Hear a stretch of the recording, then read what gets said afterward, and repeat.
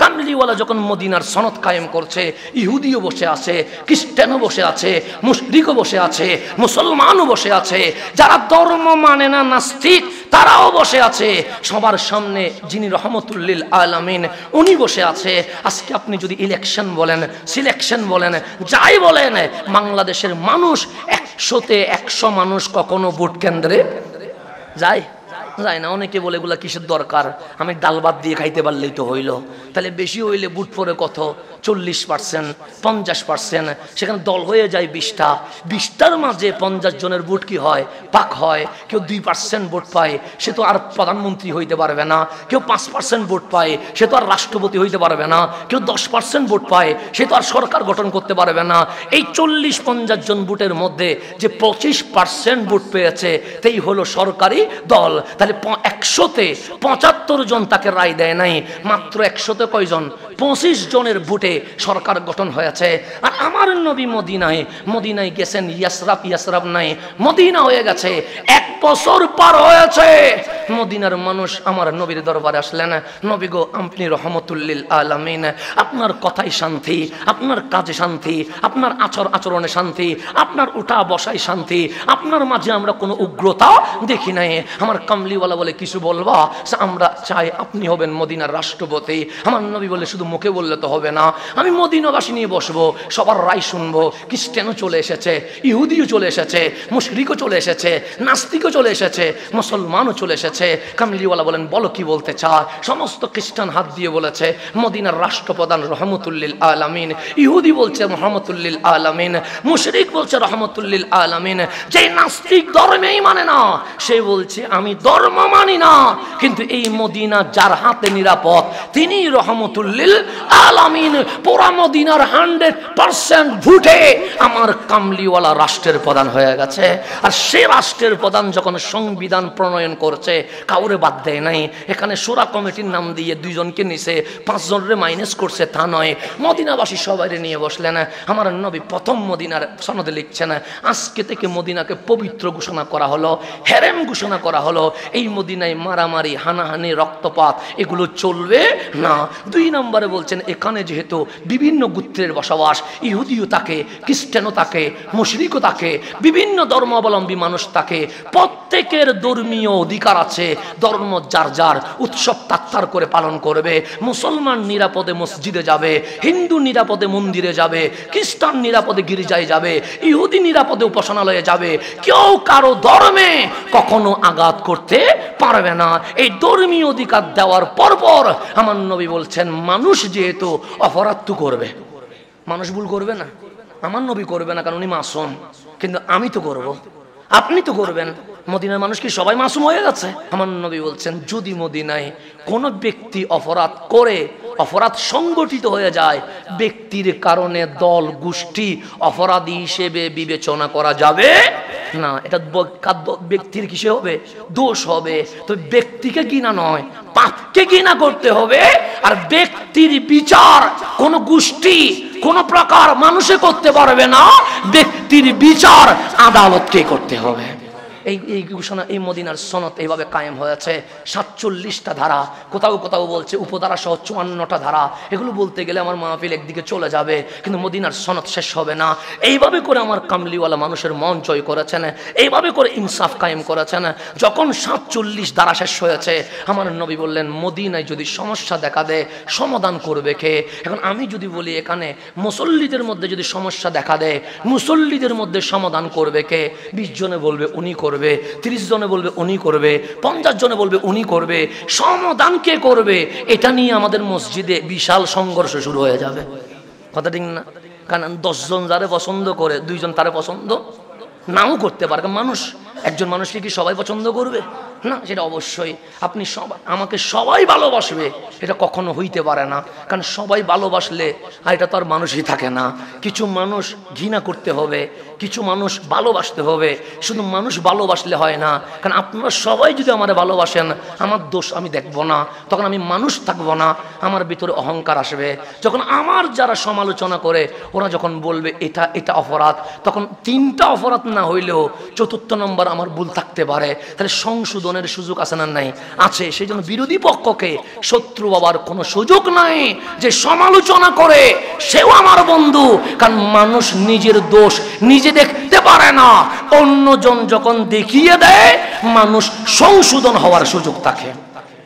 সেজন্য আমার নবী বলছে আল মুমিন মিরআতুল মুমিন, মুমিন মুমিনের আয়না। সেজন্য আমার দোষ আমি দেখব না, আমার দোষ আপনি দেখবেন না, আপনার দোষ আমি দেখব। দুইজনের দোষ দেখে চিল্লাবো না। আমার রুমে গিয়ে আপনি আমার অপরাধগুলো বলবেন, আমি আপনাকে এক কোণায় নিয়ে গিয়ে আপনার অপরাধগুলো বলবো। তাহলে আমার এই সমাজে শান্তি আসবে কি আসবে না? আসবে। আমার নবী বললেন মদিনায় যদি অশান্তি দেখা দেয়, সমস্যা দেখা দেয়, সমাধানের জন্য তোমরা লিডার নিয়োগ করো। তাই কি বলা দরকার ছিল?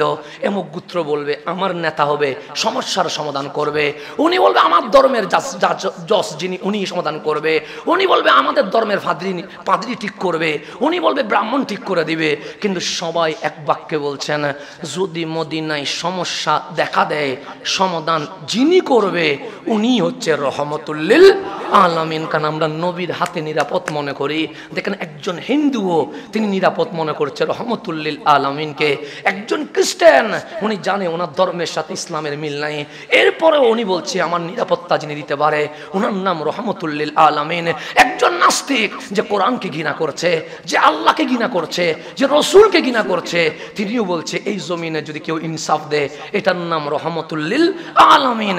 আর ওই নবীর উম্মত আজকে এমন ভাবে আমি সমাজে দাঁড়িয়েছি, আমার এলাকার আমার বিরোধী পার্টি আমাকে দেখলে ভয় ভয়, কোনো আমাকে মারা শুরু করছে কিনা, কোনো 10-20 জন মানুষ লাগায় আমার ঘর বাড়ি ভাঙচুর করছে কিনা, আমাকে দেখে আমার এলাকার মানুষ ভয় পাচ্ছে, আমার সমাজ ভয় পাচ্ছে, আমার আত্মীয় স্বজন ভয় পাচ্ছে, আমার রাষ্ট্র ভয় পাচ্ছে। তাহলে নিজেকে তো প্রশ্ন করা উচিত আমি কেমন মুসলমান, যেই মুসলমান সমাজে গেলে সমাজের মানুষ ভয়ে রাত কাটাইতে হয়।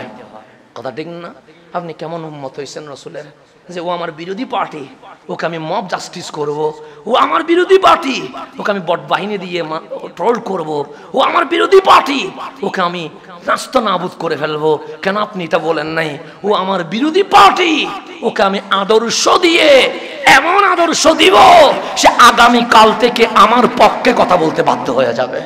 এটাই তো করা দরকার ছিল আমার, এটাই তো আমার বোঝানো দরকার ছিল। তার তো আমার এমন মমতা দেওয়া দরকার, এমন ভালোবাসা দেওয়া দরকার, বিরোধী হইলেও সে অন্তত বলতে হবে যে হাসান সাহেব মানুষটা ঠিক আছে, সলিড আছে, তাকে আমি পছন্দ করি না কিন্তু আমি তার কাছে নিরাপদ মনে করি। এটাই তো বলা দরকার ছিল। সেই জন্য আমার বিরোধী পার্টিকে বলেন 100টা ভুল বের করতে পারবে। আর আমার নবীর বিরুদ্ধে মানুষ কম ছিল না। পুরা মক্কা নবীর বিরুদ্ধে, পুরা রোম নবীর বিরুদ্ধে, পুরা পরাশ্য নবীর বিরুদ্ধে, পুরা জগৎ নবীর বিরুদ্ধে ছিল। কিন্তু একজন নবী বিদ্বেষীকে দেখান যে আমার নবীর কোনো ভুল বের করতে পেরেছে, কোনো দোষ বের করতে পেরেছে। কেন? আমার কামলিওয়ালার আদর্শ এমন ছিল, আবু জেহেল বলতে বাধ্য হয়েছে উনি মিথ্যা বলে না, উনি দোষ করে না, উনি পাপ করে না, উনি এত ভালো মানুষ যার হাতে কখনো জুলুম হবে এটা কল্পনা করা যায় না। শত্রু সাক্ষী দিচ্ছে, শত্রু সাক্ষী দিচ্ছে আমার নবী বেস্ট, শত্রু সাক্ষী দিচ্ছে আমার নবী ভালো। আমার কামলিওয়ালা বলছেন আল্লাহ আমি দেখতে পাচ্ছি আমার উম্মত গুনাহ করবে। তখন আল্লাহ বলছেন ইয়া জিবরিল, হে জিবরিল, আমার নবী তো আর নিজের জন্য কাঁদে নাই, আমার নবী তো সাহাবীর জন্য কাঁদে নাই, আমার নবী তো বলছে উম্মতি উম্মতি। কল তুমি যাইয়া আমার নবীরে বলো ইন্না সানুরদিকা ফি উম্মতিক, হাবিব আপনার উম্মতের ব্যাপারে আমি আল্লাহ ঘোষণা দিচ্ছি আমি আপনাকে খুশি করে দিয়ে দেব। আমি লা নাসুকা, আমি আপনাকে অসন্তুষ্ট করব না। আমার নবীকে আল্লাহ বলতেছেন হাবিব আপনি কান্না করিয়েন না, আমি আপনার উম্মতকে কষ্ট দিব না, আমি আপনার উম্মতকে এত বেশি আযাব দিব না যেটা আপনি সহ্য করতে পারবেন না। সেই জন্য আজকে আমি জেনা করি কিন্তু আল্লাহ ভূমিকম্প দিয়ে আমার বিল্ডিং মাটির নিচে দশিয়ে দেয় নাই। আমি পাপ করি কিন্তু আল্লাহ আমাকে মাটির নিচে জবর করে দেয় নাই। আমি এমন কোনো পাপ নাই যে পাপ আমি করি নাই, কিন্তু এরপরেও আল্লাহ আমাদের উপর আযাব আনে নাই। মাওলা আযাব দাও নাই কেন? মুসা আলাইহিস সালামের উম্মত একটা গুনাহ করেছে, তুমি আযাব দিয়েছো। লূত আলাইহিস সালামের উম্মত একটা গুনাহ করেছে, তুমি আযাব দিয়েছো। শীস আলাইহিস সালামের উম্মত একটা গুনাহ করেছে, তুমি আযাব দিয়েছো। আমরা তো নবীর উম্মত, হাজারো গুনাহ করেছি, আযাব দাও নাই কেন? সেজন্য অনেকেই জিজ্ঞেস করবে মালিক তোমার নবীর পাওয়ার কি কম? মুসা আলাইহিস সালামের উম্মতের উপর আযাব দিয়েছো, নবীর উম্মতের উপর আযাব দাও নাই কেন? আল্লাহ বলে তোরা এমন গুনাহ করেছিস আমার আমার আরশ পর্যন্ত কেঁপে উঠেছে, তোরা এমন গুনাহ করেছিস ইসরাফিল পর্যন্ত চোখের পানি ছেড়ে দিয়েছে, কিন্তু আমি আল্লাহ আযাব দিতে পারি নাই। কেন জানিস? আমি বললাম মালিক কেন? মা কান আল্লাহু লিয়ুআযিবাহুম, আমি কেমনে হাবিব আপনার উম্মতকে আযাব দে? আমি আল্লাহ আযাব দিতে পারি নাই। মালিক আমরা কি আযাব দেওয়ার মতো গুনাহ করি নাই? আল্লাহ বলে করেছিস, সীমা অতিক্রম করেছিস, আযাব দেওয়া লাজিম হয়ে গেছে। কিন্তু মা কান আল্লাহু লিয়ুআযিবাহুম, আমি আল্লাহ আযাব দিতে পারি নাই। মালিক কেন? আল্লাহ বলে ওয়া আনতা ফীহিম, হাবিব আপনার কারণে দিতে পারি নাই। আপনি তাদের মাঝে আছেন, এখনো রওজায় উম্মতি উম্মতি বলে চোখের পানি ছেড়ে দিয়েছেন বলে এই উম্মতকে আমি ছেড়ে দিয়েছি।